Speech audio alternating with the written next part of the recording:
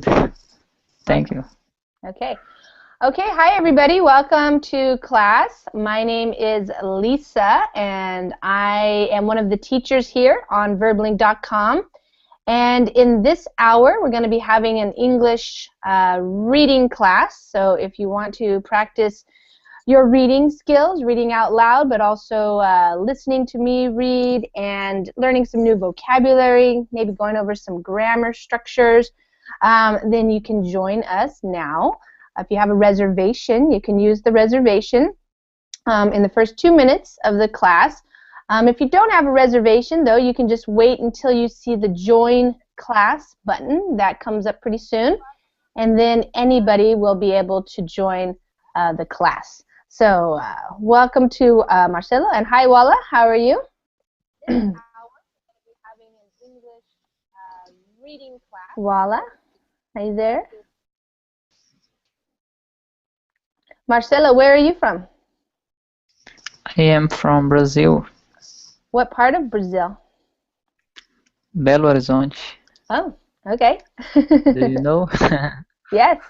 I have never been there, but I have some other students from there. Yeah, nice. Okay. Welcome. Okay, and hi, Lucas. How are you? Hello, Lisa. I'm okay, thank you. Good. How about you? Good. I'm doing well. Thank you. And hi there, Anatoly. Hello. Hello. Hello. How are you? I am fine, thank you. How are you? Good. Okay, Dodi, how are you doing? Hi, Dodi. Hi, teacher. Hi, teacher. I'm doing good. Okay, good. And nice to see you. Nice to see you. All right, welcome. And hi, Faraz. Hi, teacher. How are you? Good, thank you. I'm doing well. And Nisa, welcome, Nisa.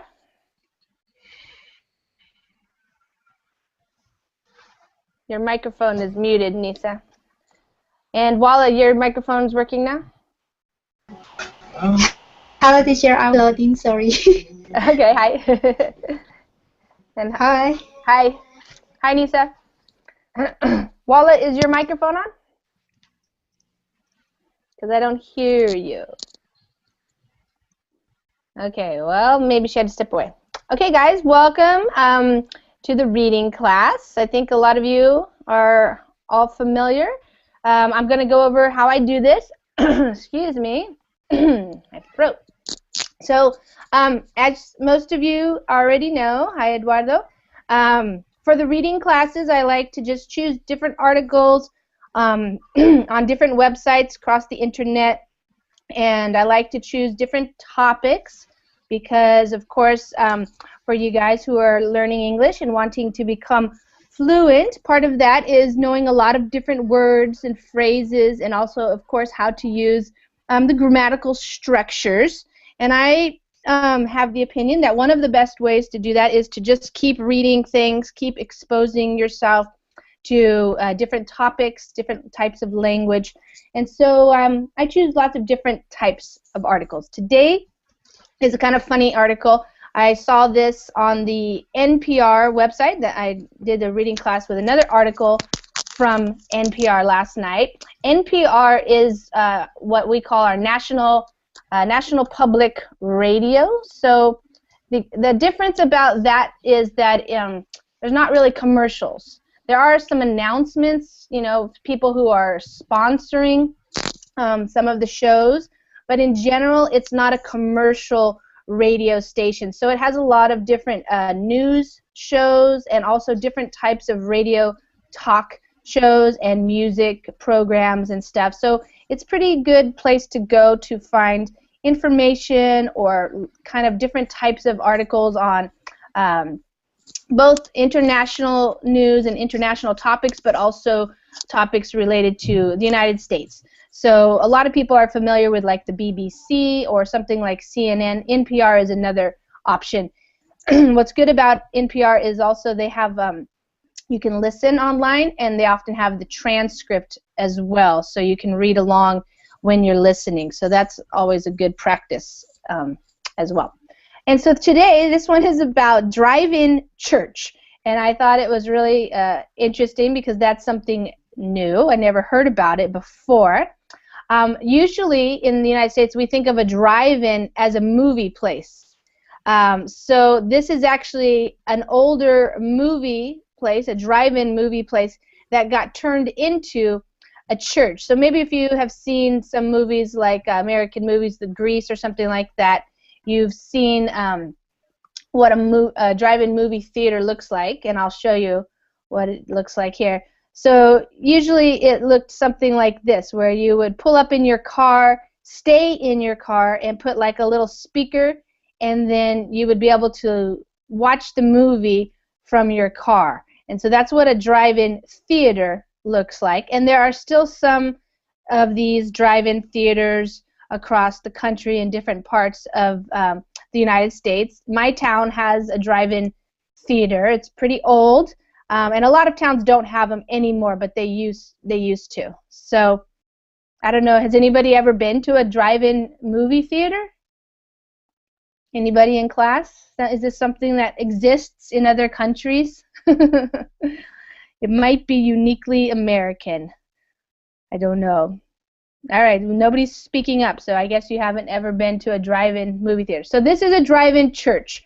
So they took the theater area and this like a snack shack place, and now people drive up and they put the speakers in their cars, and then they get to listen to this guy give the sermon or give the talk. And it happens in the state of Florida. So we're going to read about this, and it's kind of a crazy thing, but we'll read why it's happening. Okay. So I will read a little bit first, and then you guys will have turns to read. And when I'm reading, it's a good time to listen, and you can either just close your eyes and see if you can understand when I'm just speaking and you're just listening, or you can read along so you can hear how I'm pronouncing the words as you're reading them. Some of the words may be new to you. All right, so the title is Roadside Service. Drive-in church brings God to your car. Roadside service means it's happening on the side of the road, but in this case it just means you're in your car still. So it's a drive-in church, and it's bringing God to your car. When most people drive to church on Sunday, it's to sit for an hour-long service on uncomfortable wooden pews, not at the Daytona Beach Drive-In Christian Church in Florida. It's a different story there. Okay, Anatoly, why don't we start with you, and you can read the title and the first little paragraph there. Roadside service. Drive-in church brings God to your car. When most people drive to church on Sunday, it's to sit for an hour-long service on uncomfortable wooden pews. Not at the Daytona Beach Drive-in Christian Church in Florida. Right. Okay. So, yes. So probably most church services here in the United States for like Christian churches, they happen on Sunday. Of course, in the United States, we have a very wide diversity of people, a very diverse population these days, and so of course we have lots of different religions, and they might have their services on a different day. But traditionally speaking, for the Christian churches, you go to church on Sunday, usually Sunday morning, and yes, the typical setting is that maybe you sit for an hour-long service. So this is how we describe how long something is. You could say hour-long, month-long, day-long, and you put it the time and then the dash and then the long. So it's an hour-long service usually for 1 hour, and you're usually sitting in uncomfortable wooden pews. So wooden pews are like the benches that you sit on. So here's a picture that's typical for a church. You go and you sit on a very long bench, and in a church setting it's called a pew, and it's usually not very comfortable, but you're not there for very long. So that's usually what it is, where you go. And that's not how it is in Daytona Beach. Daytona Beach is in Florida, where they have nice weather most of the year. And so they have this new thing called the Drive-In Christian Church. As church attendance continues to decline in the United States, some parishes are doing what they can to draw congregants, embracing social media, loosening dress codes, and even altering service times for big sporting events. At this church, people park in rows on the grass, facing an altar on the balcony of an old drive-in theater. To hear the service, they switch on their radios. Okay, let's see, somebody just joined us. Oh, hi, Giancarlo. Hello, teacher. How are you? Good, welcome. We Thank you. just started. So, hi, Dodi. You can read that paragraph.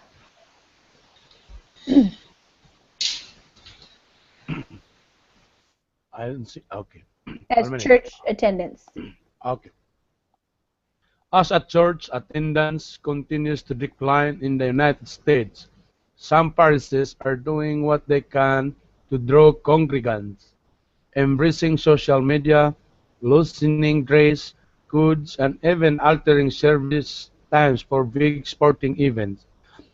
At this church, people park in rows on the grass facing an altar on the balcony of an old drive-in theater. To hear the service, they switch on their radios.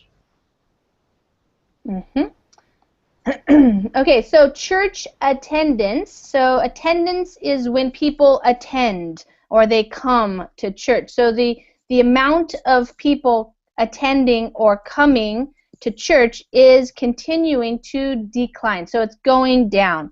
This means less and less people are going to church or attending church. So some parishes, so a parish is what you call the church. So there might be like the Catholic Church, but then each individual church is called a parish. So some individual parishes are doing what they can to draw congregants. So a congregant is a person who attends church. So if you belong to a church and you go there like every Sunday, you're called a congregant. And the whole group of people is called the congregation. The congregation is the church, the church family, if you will. So they are trying to draw more. To draw means to bring in more people. So they're trying to attract more people to come to their churches. So these are the things that they're doing to try to draw more congregants or get more people to come to church. They're embracing social media, so they're using it. Basically, if you embrace something, it means you think it's good and you're going to use it. So probably now churches have Facebook pages, maybe they have Twitter or something like that. They're loosening dress codes. So typically when you go to church, you're kind of supposed to dress up. Women might wear a dress or a skirt and dress shoes, and a man might wear some kind of a suit and some nice shoes. That's the traditional way of dressing up, like called Sunday dress. But a lot of churches are loosening that code, so now you can wear jeans, maybe even shorts. You don't have to dress up. You can just be casual. And some of the churches are even altering or changing their service times for big sporting events like the Super Bowl or some other football games or basketball championships, things like that. They'll just change the time of the service. So that's an attempt to get more people to come to church. And it says at this church, so the one in Florida, people park in rows. So in rows is just like one, you can see, it looks like this. There's one row and then the next row. It's like a line. So they park in lines on the grass, and they're facing the altar. So the altar is usually the place where the preacher is talking. In this case, the altar, if you can see it in this picture, he's back here in the old drive-in theater. So the preacher or the priest, it's a Christian church, so it's a minister. We call that a minister. He goes up there and he's talking from the balcony. And all they have to do is switch on their radios, and dial in like a specific number, and then they'll be able to hear what he's saying. Pastor Bob Kemp Baird was skeptical of the church's approach when he was first recruited 2 years ago, but now says he understands that the worship style works for his congregation. Is there a feeling of the presence of the holy in this place? Kemp Baird asks. Is there a feeling that Christ's presence is made known? I do know. It lives here. Okay. Eduardo. Yes. You can read that part there. Okay. Pastor Bob Kember was skeptical of the church's approach when he first recruited 2 years ago, but now says he understands that the worship style works for his congregation. Is there a feeling of the presence of the Holy in this place? Kember asked. Is there a feeling that Christ's presence is made known? I do know. It lives here. So, pastor, so in English we have many different words to describe the person who gives the talk or the sermon. And so it depends on the religion and, this church, but pastor is another one of those words. So he's the pastor, the minister. If it was a Catholic, it would be a priest. So he was skeptical. To be skeptical means you're not quite sure if this is really going to work. You say things like, I don't really know if this is going to work. So you're skeptical. It's kind of the opposite of optimistic. If you're optimistic, then you say, oh yeah, this is going to work, no problem. But if you're skeptical, it means you have concerns. You're a little bit worried that it won't really work. So he was skeptical about the approach, this church's approach or their way of doing something. So their approach was to start the drive-in church. They recruited him. So here in the U.S., the churches, a group of people can get together and they can form a church. And they can usually, they might start off as a small group of people in a house reading the Bible or something like that. And then when they get a little bit bigger, they might want somebody who has been trained to be a pastor or a minister. And so they pool their money together and then they hire somebody to, lead them in their services. And so they recruit people. So this church, which was maybe bigger, they recruited him. They looked for somebody and then they hired him. So to recruit somebody is like to hire them or to find them and then, have them work for you. So he now understands that the worship style, so the worship is when you're worshiping God. So you come to church and you're talking, listening to the pastor give a sermon or, that's a speech. And that's called worship. You're worshiping. So this is a different style of worship. It's not going to a regular church, not sitting in the pews, not having a choir, singing songs, things like that. It's a different type or different style. And it works for his congregation. So the people, the congregants, the people who come to church, it works for them. And then there's a question, is there God really present? Is there the presence of the holy? The holy is meaning like the Holy Spirit, the God, God's presence or Christ's presence. And so he believes that it is. It lives here, he said. So even though it's not a traditional church, he believes that, you can still worship and feel the holy there. Liturgical purists might balk at a worship style in which even communion isn't very communal. Parishioners in their cars drink wine from plastic ramekins with tiny rectangles of bread under the lids. As they do so, the radio pipes out instructions over organ music. Remove this inner lid and, holding this cup, join me in prayer. But for the parishioners of the drive-in Christian church, the drive-up approach works. Okay. Giancarlo?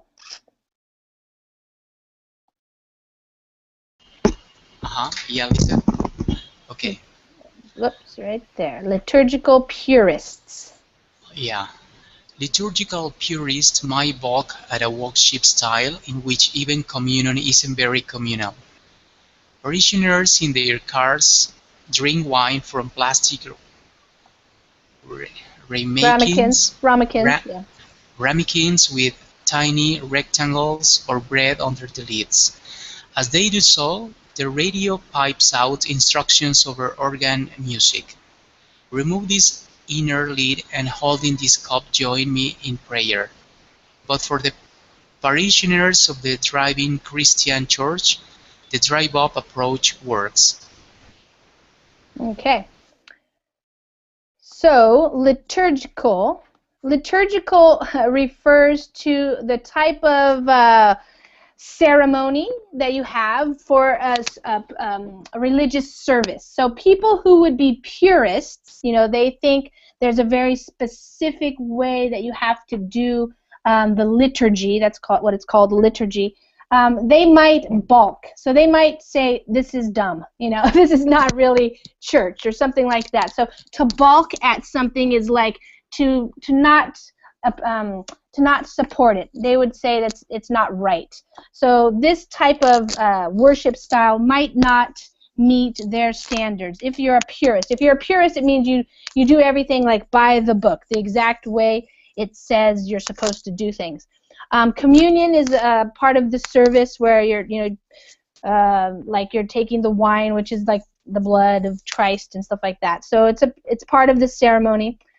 He says, but it's not very communal. Usually the pastor is passing out the wafer, which is like a little piece of cookie or something, and then the wine as part of the ceremony. But instead, the parishioners, which is another word for congregants or people, they're sitting in their cars and they drink from plastic ramekins. Ramekins is just a small little cup. So it's just a fancy name for a small little plastic cup, and then they have these little pieces of bread, and then they do that part of the ceremony from their car. So that's not very traditional. It's very different, but it's working for the people who go there. So the approach, that strategy, or the way that they're doing it, the style, is working. So drive up, drive in, kind of the same thing. Drive up just means they parked, they drove their car into the place and then they parked their car there. They drove up to the place. When Shirley Ohnbrink was battling stage 4 cancer, attending church provided her with strength through her illness, she says. But during her year of chemotherapy, she says she could barely get out of bed, let alone into a church pew. Now that she has beaten the cancer, having a private space during worship helps her cope with the emotional ups and downs of recovery. Okay, so now we're going to hear a couple of different stories of why this works for different people. Lucas? When Shirley Ohnbrink was battling stage 4 cancer, attending church provided her with strength through her illness, she says, but during her year of chemotherapy, she says she could barely get out of bed, let alone into a church pew. Now that she has been beaten the cancer, having a private space during worship helps her cope with the emotional ups and downs of recovery. Okay. So she was battling. So to battle means to fight. So in the U.S., in English, when somebody has an illness, for example, like cancer, they tend to fight that illness or battle it. So it's like them against their illness kind of thing. That's one way of talking about it. So when you're battling your cancer, it means you're trying to get better. And so when she was doing that, she attended church, and it provided her with strength. So it was helpful to her. It supported her. But during the year that she was doing chemotherapy, so chemotherapy is one way of treating cancer. Chemo refers to the chemicals, so it's a type of therapy that uses lots of different chemicals to try to get rid of the cancer. And so she could barely, so barely means like not really at all, she could barely get out of bed, let alone into a church pew. So she couldn't really go to church. But now she has beaten the cancer, so that means she's better. She does not have cancer anymore, but now she still has to recover from the chemotherapy because it really wipes you out and makes you tired and stuff. So she likes having her private space, which means her car. So she's sitting in her car and she's able to cope with. To cope with something means to deal with it. So to kind of just, you know, she might be crying because she's having these emotional ups and downs. So ups she might be feeling really good, and her downs might be like where she's crying and feeling very sad. So these things are happening to her as she's in the recovery portion after having cancer. So she likes the fact that she can sit in her car and have a private space to do this when she's at church. It's the time to let the tears flow and you don't get questioned, she says. I don't like for people to feel sorry for me, and when I cry, my eyes get big, my nose swells up. I need to stay in my car. For Russell and Teresa Fry, who are legally blind, the ability to walk to the church and hear the service through speakers is important. They say they both carry wounds from discrimination at churches they've attended in the past, and Teresa Fry says that makes her standoffish. Okay. Who's next? Marcelo? Yes. It is the time to let the tears flow and you don't get questioned. She says, I don't like for people to feel sorry for me, and when I cry, my eyes get big, my nose swells up. I need to stay in my car. For Russell and Teresa Fry, who are legally blind, the ability to walk to the church and hear the service through speakers is important. They say they both carry wounds from discrimination at churches they've attended in the past, and Teresa Fry says that makes her standoffish. Good.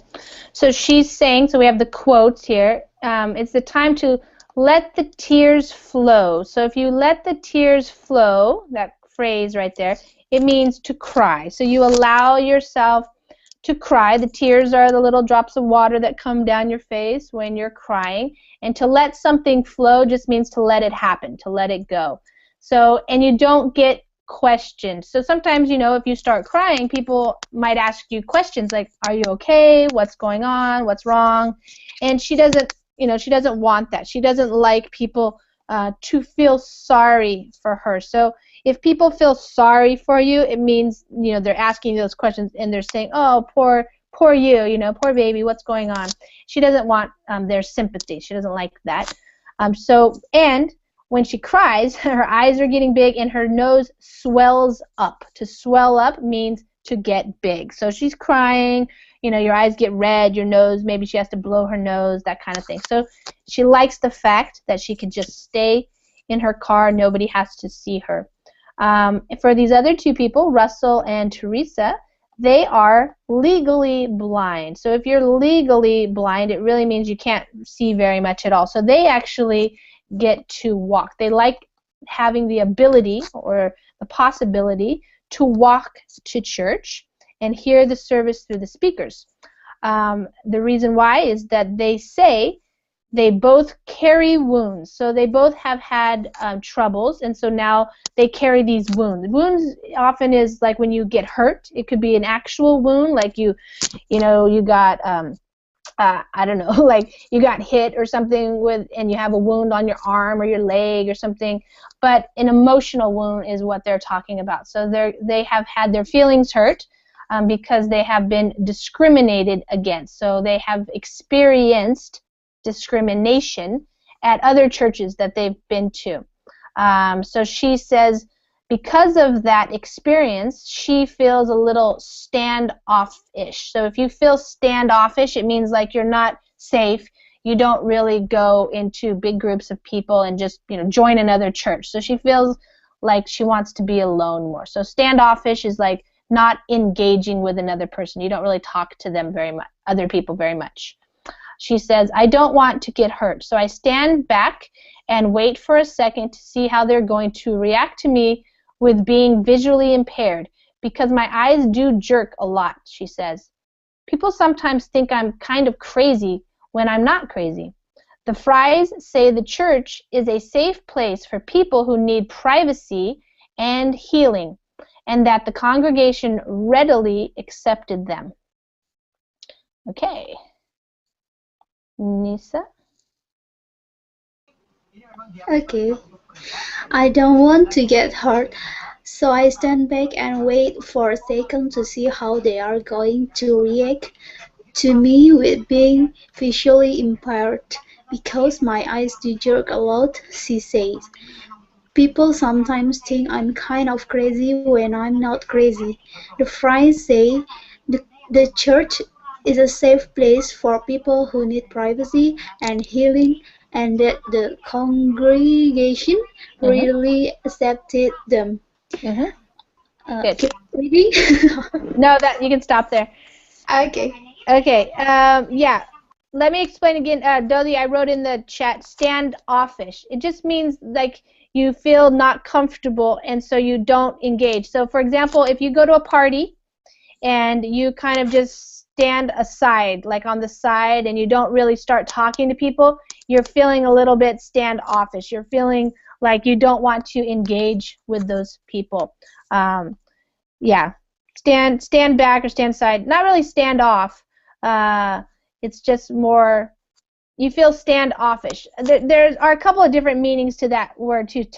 You can have a standoff, which is like when two groups of people are fighting and they're not giving in to each other, so they're like they're stalled. That's called a standoff.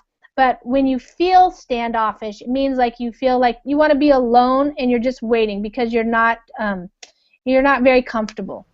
So that's what she says here. I don't want to get hurt. So that's what she's, because she's saying that they have been discriminated against, which means maybe people thought they looked weird. Their eyes are kind of weird looking. Maybe, like she says, they move around a lot, and they're blind. So, they don't look like the typical person, and maybe some people feel uncomfortable around them, and so then that makes them feel uncomfortable and not really, they don't feel comfortable just, say, hey, how's it going? They feel a little bit like they're going to just wait and see. So they don't want to get hurt, so they stand back.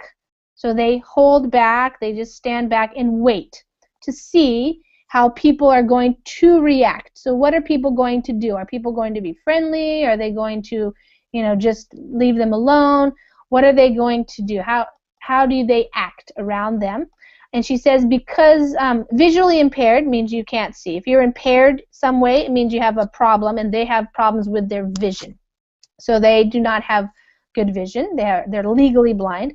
So her eyes jerk a lot. Jerk means to move, the movement of her eyes. So not only can she not see well with her eyes, she's legally blind, which means she could maybe see a little bit, but not clearly. Her eyes are moving around, so that makes people wonder what's going on with her. And some people say they think she's crazy or something, but she's not crazy. She just has a physical problem with her eyes. And so the church is a safe place. So it's people feel safe there if they need privacy. So, usually if you go to church, a lot of times you don't have privacy. People know you, they see you, they want to talk to you. But in this church, you're sitting in your car, and so you have privacy. It's a private space for you. Also, like the woman with cancer, people need healing, so they can do that in the privacy of their own car. She says that the congregation, so again, the people who go to this church, readily accepted them. So readily means like right away. They didn't have a problem accepting them. So they were accepted. They felt comfortable there. Other parishioners say the drive-in approach is perfect for those who have trouble walking or for antsy children who enjoy the open space. Others say they revel in the ocean air and Florida sunshine. And some say they like that the church welcomes the whole family, including pet dogs. When ushers hand out communion, even the dogs get treats. Okay. Anatoly. Yes. Other parishioners say that the drive-in approach is perfect for those who have trouble walking or for antsy children who enjoy the open space. Others say they revel in the ocean air and Florida sunshine, and some say they like that the church welcomes the whole family, including pet dogs. When ushers hand out communion, even the dogs get treats. Yeah. Okay, so other parishioners, so again, the congregants or the people who go to church, they say that this approach, the drive-in approach, is perfect. So it works really well. If you say it's perfect, it just means it works really well for other types of people too. So people who have trouble walking. So of course, if you have trouble walking and somebody can just drive you in the car, you don't even have to get out of your car, then you can just still go to church and enjoy the service.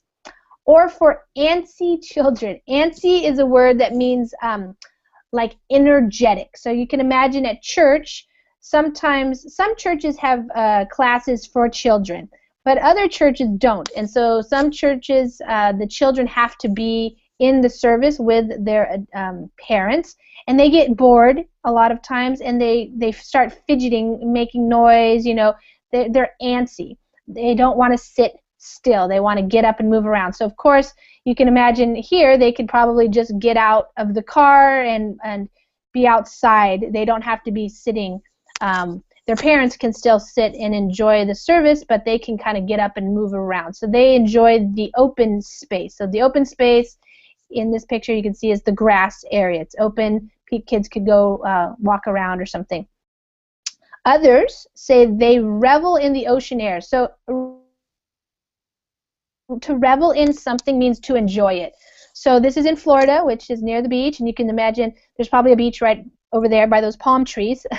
So there, it's a nice location. People like to go there. It's sunny and warm, and there's the ocean air. The air that's right around the ocean is often nice, and of course the sunshine. And it welcomes the whole family, so including the pet dogs.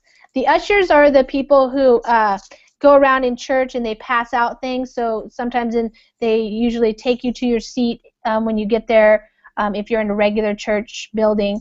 But they're also the ones that come around and give you the things you need for communion, or they're also the ones who pass around baskets where you can donate money to the church. So here in the U.S., at a Christian church, during the service, they ask for donations, and so they pass baskets around, and usually people will put in, you know, a couple of dollars, $5, or maybe they write a check. So sometimes churches here, they ask for 10% of your salary. Some people give that, but not very many probably. So some people just throw in a couple of bucks. But those are the people. That's the name of the job there. You're an usher, and so they pass out the stuff for communion. And they also give the dogs treats, so little kinds of, you know, whatever dog treats are, something for them to eat. At the service's close, things get even livelier when people use their car horns to clap. Those who want human interaction can then gather in the fellowship hall, which used to be the theater's concession stand. Today, it offers a Christian tradition that transcends even locked cars. Donut hour. Okay. Dodi? You can read this last part here. At the services close, things get even livelier when people use their car horns to clap. Those who want human interaction can then gather in the fellowship hall, which used to be the teacher concession stand. Today, it offers a Christian tradition that transcends even locked cars. Donut hour. Yeah. Okay. So at the service's close, so when it ends, the service is, you know, the whole, from the beginning to the end, when the pastor is speaking, doing the communion, all the different things that are involved in a ceremony, or the service is what that's called. When it ends, so when it's at the close, things get even livelier. So livelier just means like there's more energy and people are, you know, feeling good. And it's the reason why is because they're using their car horns to clap. So usually in a traditional service, after the service is over, people will clap their hands, but instead they're honking their horns, so it gets loud. And then afterwards, if people, so for those people who want human interaction, so they actually want to get out of their cars and they want to go say hi to their friends or something like that, they want to interact with other people, they can gather, so they can go to, and to gather means to come together as a group, they can go to the fellowship hall. So that's this part right here, the yellow building. Fellowship is when you worship together, you have fellowship, and so it's just a meeting place. Usually churches have the main the main place where people sit in the pews and they listen to the service, and then there's a gathering place somewhere else in the church, like a cafeteria or what we call a hall, and sometimes there's places where they can get food and drinks and things like that and sit around and talk after the church service. So this is where there used to be a concession stand. So if you go to a movie theater and you go to the concession stand, that's where you go to buy the popcorn, the candy, the sodas, stuff like that. So today it's a fellowship hall instead of a concession stand. So this last sentence here says, today it offers a Christian tradition that transcends. So it doesn't matter. When you transcend something, it means you don't worry about the boundaries or the rules. You can do it. So it transcends even locked cars, and that is donut hour. So in the United States, it's very common for people to eat donuts after the church service. So even though it's not a typical church service, they still have the donut hour after the service. So that's kind of funny. Okay, guys, that's a little bit of a shorter article, and so now we have time to talk about it. I do want to just say that if you want to listen to the story, you can always go to the page. The link is at the bottom of the document, and you can listen to the story. It's not always the same exact wording, but it gives you the main idea. And it's a good listening practice too, so you might want to try that afterwards some other time. But first of all, let me ask you guys, does anybody have any questions about any of the words or the topic, anything you maybe didn't understand that you want me to explain? Teacher? Yeah? I didn't get it about livelier. About which one? Livelier? Sorry, yeah. Livelier. So okay, so let's think of the setting. So usually the setting in a church service is very what we call somber or quiet. It's very serious, right?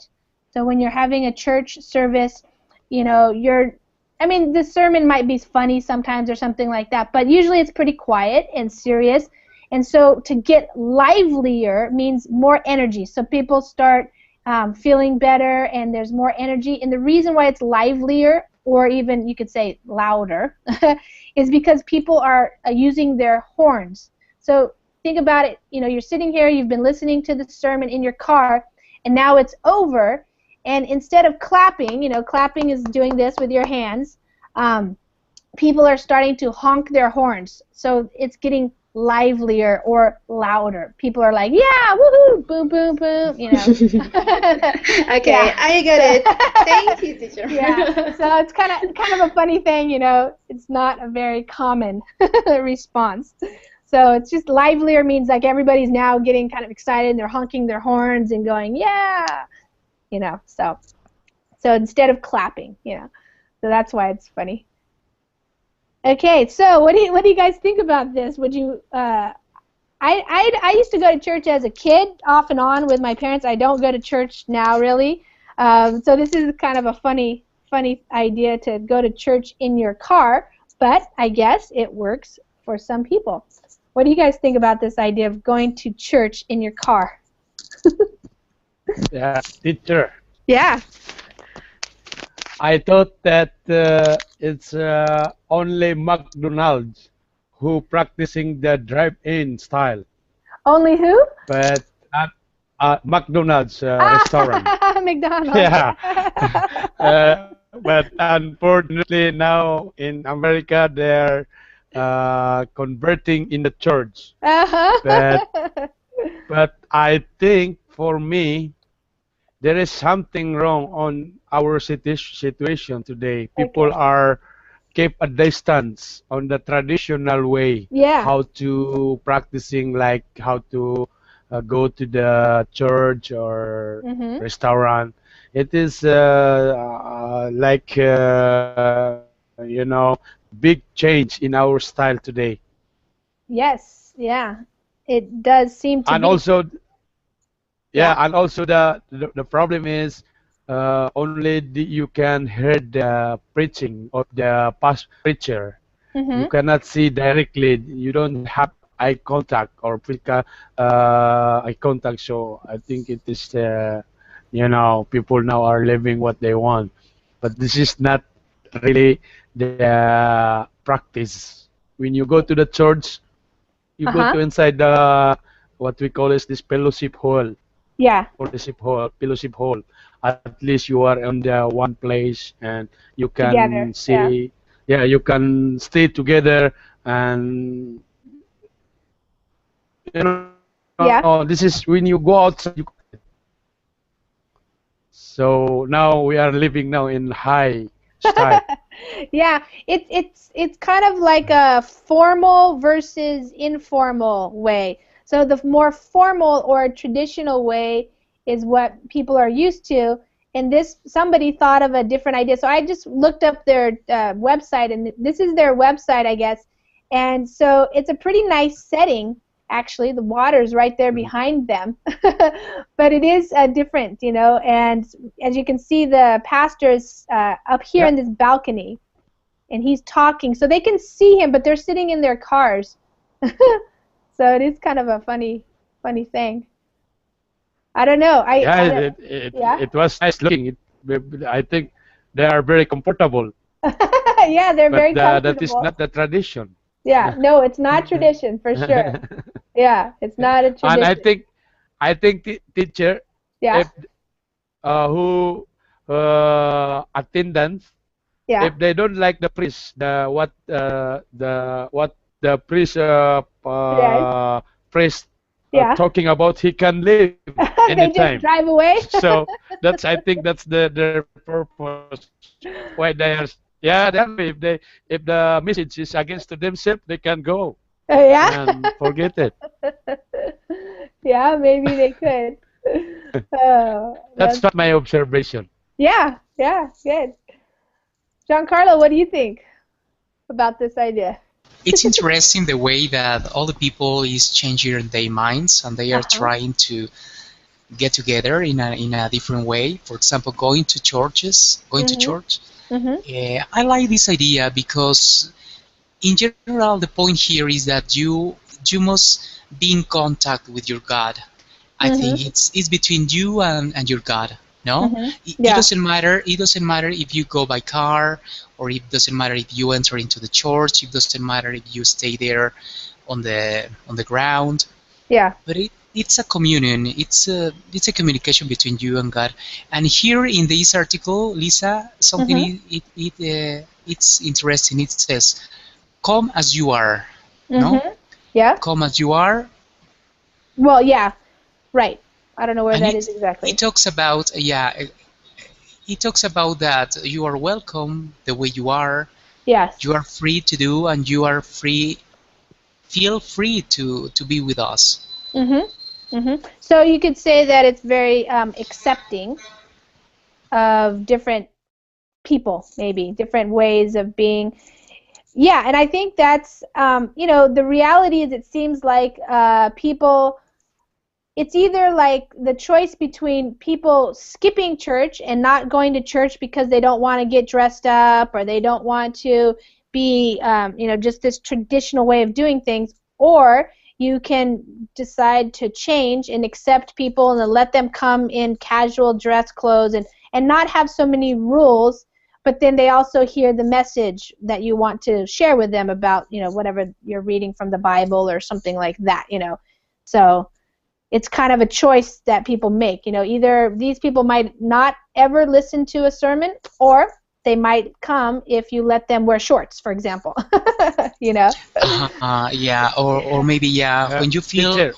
feel standoffish, Yeah. you can stay in your car. You Yeah. can you don't have to talk to anybody.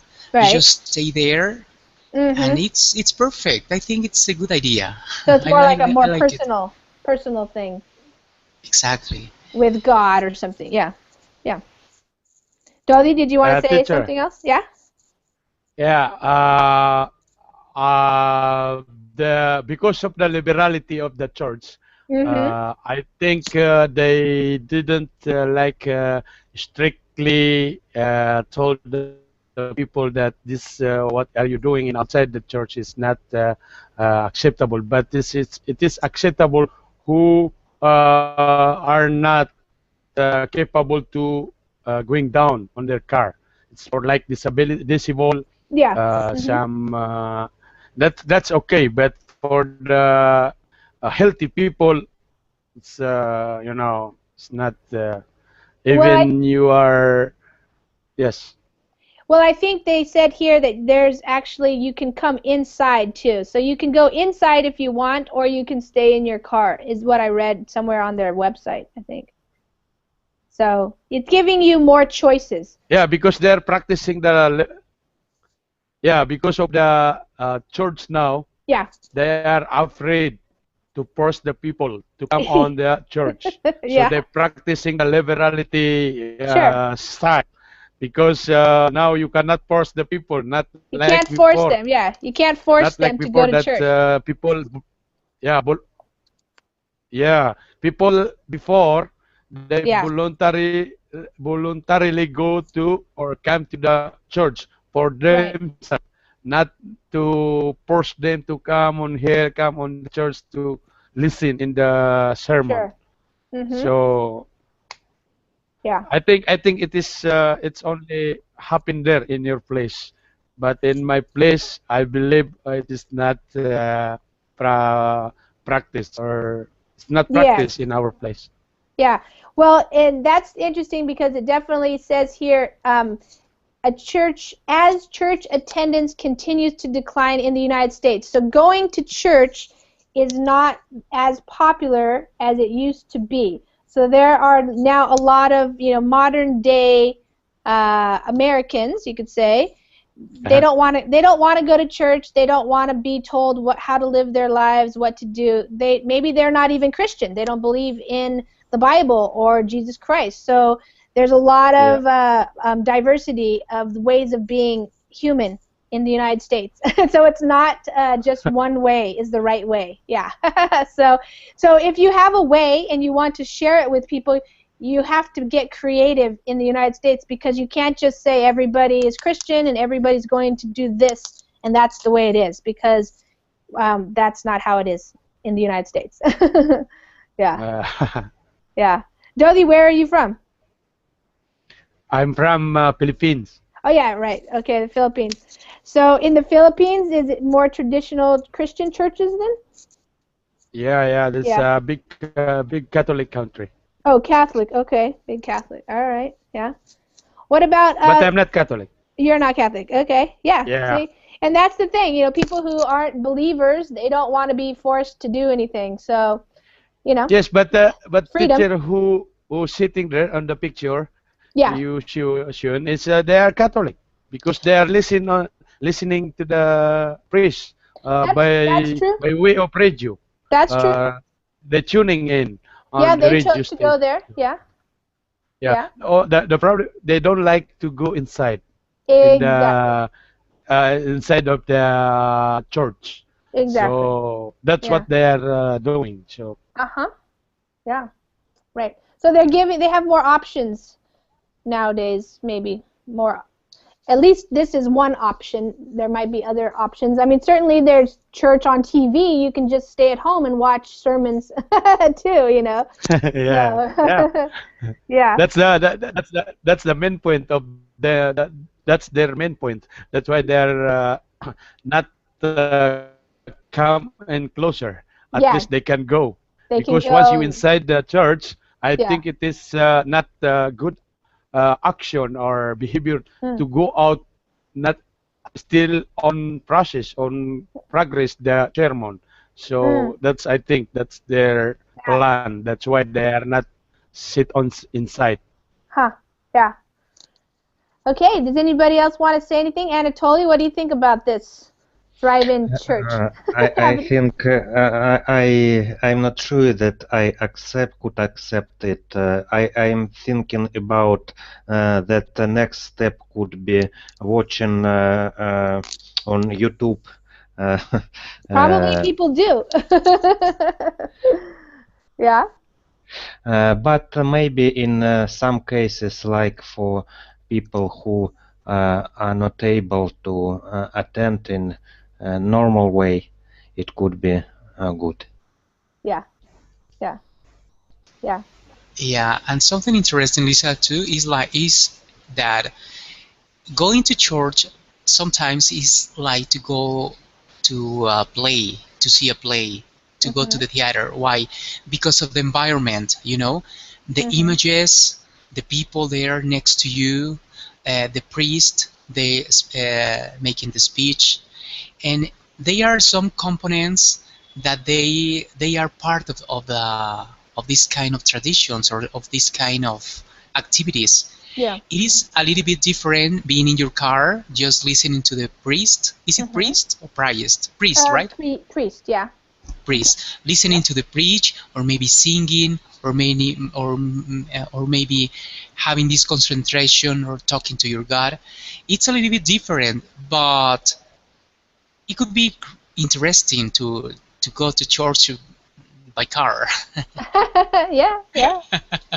Yeah, and for example, another important thing is it's a little bit difficult to explain that, but when you are among people, you react with the people. I mean, Yeah. your feelings are there, and you share all the feelings, and all the people seeing, and you feel the energy.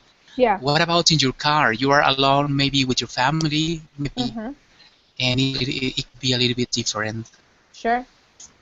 Yeah, I think that's Mhm. the interesting thing is it's I think everybody goes to a church or believes in a religion for lots of different reasons, and so it's kind of seems like it's a more personalized thing these days rather than it has to be one way or nothing. You're either going to do it this way or you can't be part of a church or something.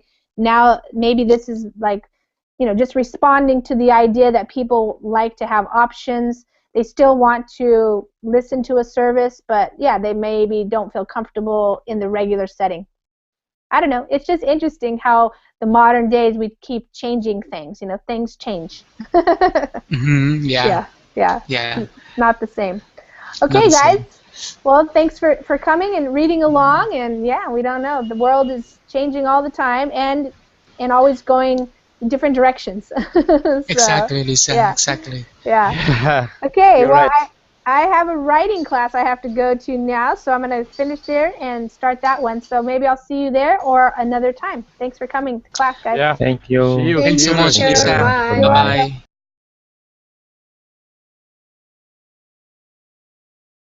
Bye. Thank you. Okay. Okay, hi everybody. Welcome to class. My name is Lisa, and I am one of the teachers here on verblink.com.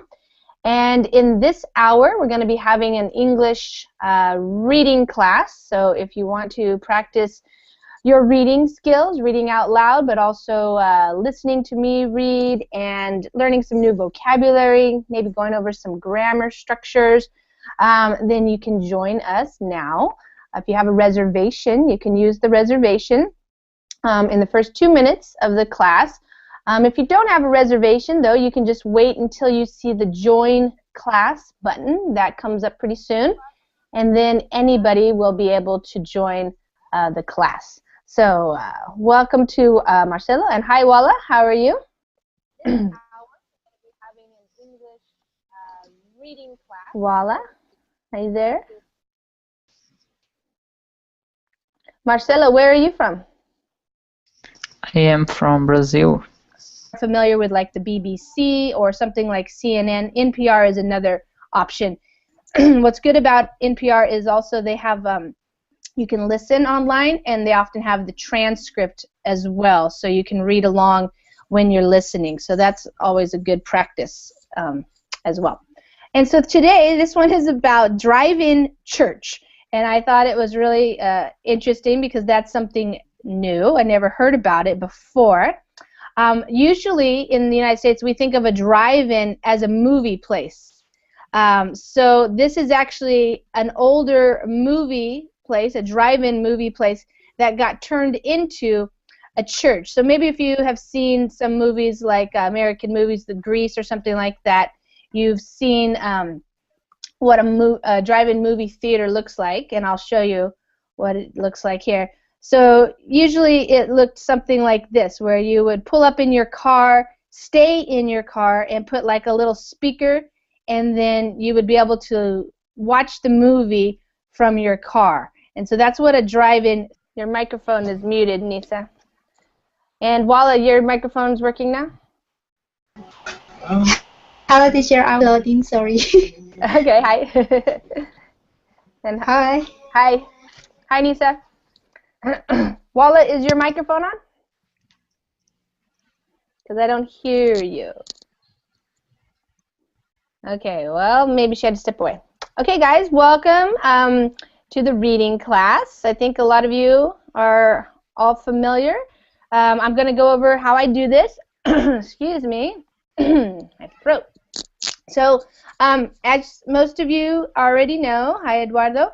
For the reading classes, I like to just choose different articles on different websites across the internet, and I like to choose different topics because, of course, for you guys who are learning English and wanting to become fluent, part of that is knowing a lot of different words and phrases, and also, of course, how to use the grammatical structures.